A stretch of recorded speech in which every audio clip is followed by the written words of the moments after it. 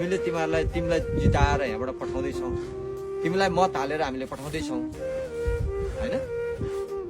यसो गर्दा गर्दै तिमी बेइमानी नबन, तिमी भ्रष्टाचारी नबन, तिमी जनतालाई दुःख दिने नबन, नेतापट्टि नफर्क्यौ जनतापट्टि फर्क्यौ होइन।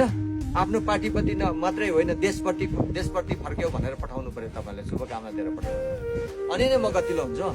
म कहीँ दायाँ बायाँ हुन आँटेँ भने तपाईँले प्रश्न गर्नु पर्यो है, तैँले बाटो छोड्दैछस् भनेर खबरदार गर्नु पर्यो।